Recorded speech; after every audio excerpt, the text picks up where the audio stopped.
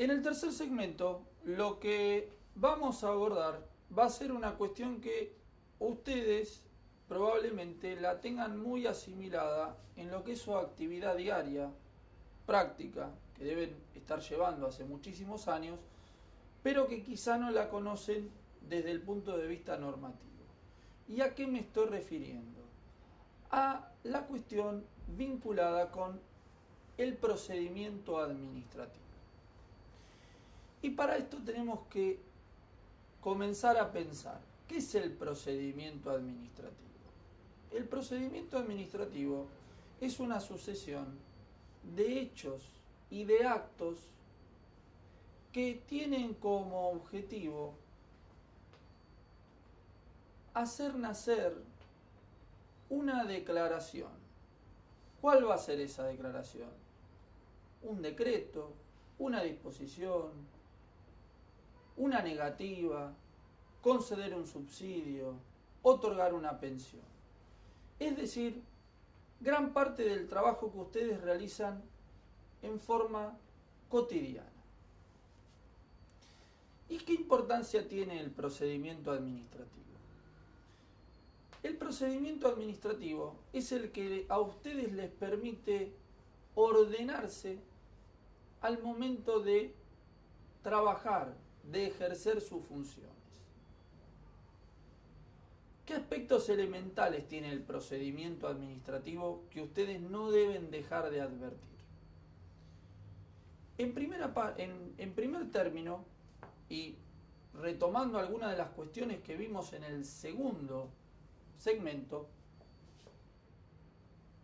el procedimiento administrativo tiene una vinculación estrecha con el concepto de competencia, que como viéramos anteriormente, la competencia se centra en el análisis de las funciones y de las atribuciones que no solamente va a tener el ministerio, sino que va a tener la secretaría, la subsecretaría, la dirección o la coordinación a la cual ustedes pertenezcan.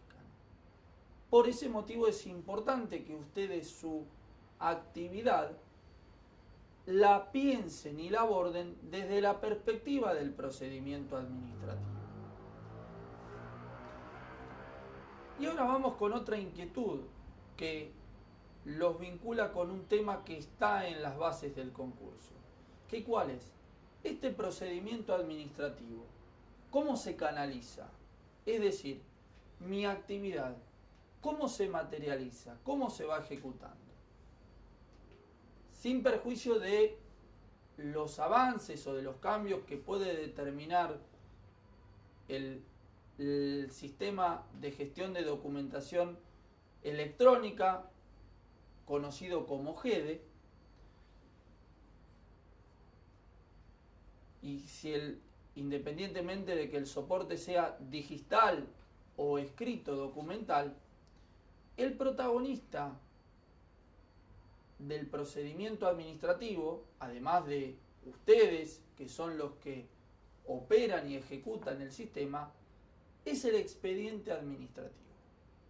¿Por qué? Porque en el expediente administrativo es el instrumento en el cual el procedimiento se canaliza, es por donde va el procedimiento, donde el procedimiento nace, se desarrolla y se extingue. ¿Qué aspectos debemos tener en cuenta de los expedientes? Primero, recurrir no solamente a la legislación de procedimiento administrativo, que es la ley 19.549, sino a su decreto reglamentario, que es el 1759 del año 72.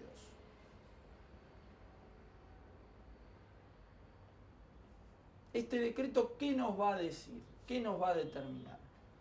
¿Cómo tiene que estar ordenado el expediente administrativo? ¿Y qué quiero decir con esto? ¿Qué espectro o volumen tiene que tener ese expediente? Que probablemente todos ustedes sepan que es de un alcance de 200 fojas por cuerpo. Bueno, esta cuestión que ustedes deben tener mecanizada, asimilada, no surge de un capricho de alguien, sino que surge de esta norma. Otro aspecto que surge, la foliatura, que tiene que ser correlativa. Que los folios tengan que estar puestos en tinta azul o negra. La forma de ordenar las fojas, que como dije anteriormente, esto va a tender a desaparecer cuando el sistema GD se termine de consolidar, que va a ser por el orden de la incorporación de nuevos documentos. Este es un punto sumamente clave para comprender cómo va a ser este esquema de funcionamiento. ¿Qué otros aspectos no pueden ustedes dejar de saber o tener en consideración del procedimiento administrativo? Son los principios que rigen el procedimiento administrativo, que los van a encontrar desarrollados en el artículo 2 de la Ley 19.549. Como dijéramos anteriormente, uno de los aspectos que se vincula con lo que vimos en el segmento anterior es la competencia, es decir, cómo yo ejerzo esas funciones que a mí me da la normativa, es decir, una ley, un decreto, una resolución, una disposición. Sentado este punto, van a ver que el ejercicio de esa competencia lo va a veces a ubicar en situaciones que no se encuentran específicamente reguladas o tratadas. Y para esos casos es donde se advierte la necesidad de tener un conocimiento sobre los principios del procedimiento. Estos principios son el conocimiento o el objetivo de llegar a la verdad material de lo que están resolviendo. Esto apunta a que, por ejemplo, si alguien está pidiendo una pensión, para que esa pensión, para que su otorgamiento sea válido, ustedes puedan y tengan bajo sus sentidos el certificado de discapacidad que así lo avale.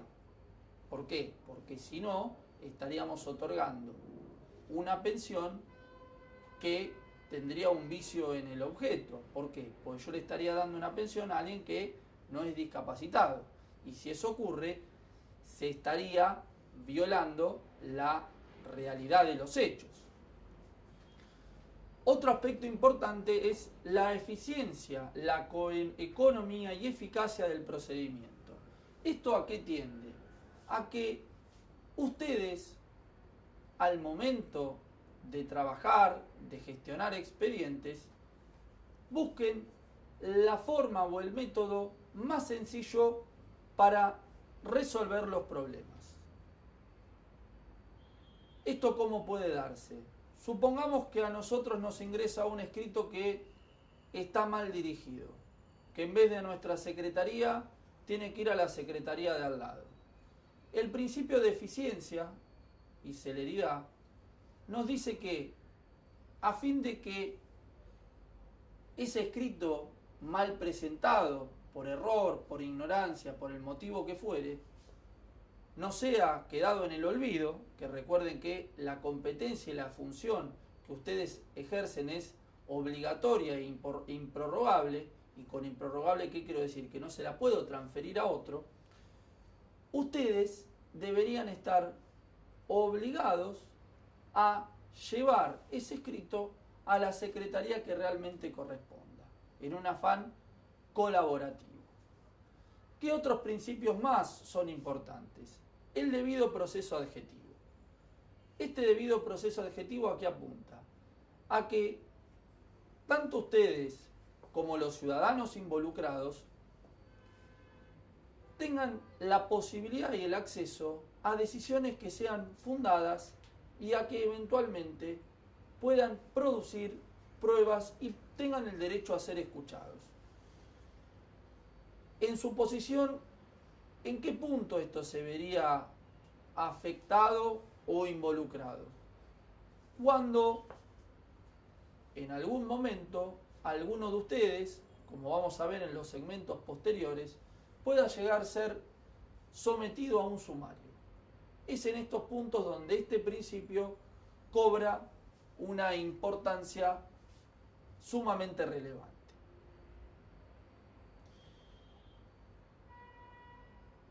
Finalmente, lo que nos resta decir es que el procedimiento, como vamos a ver en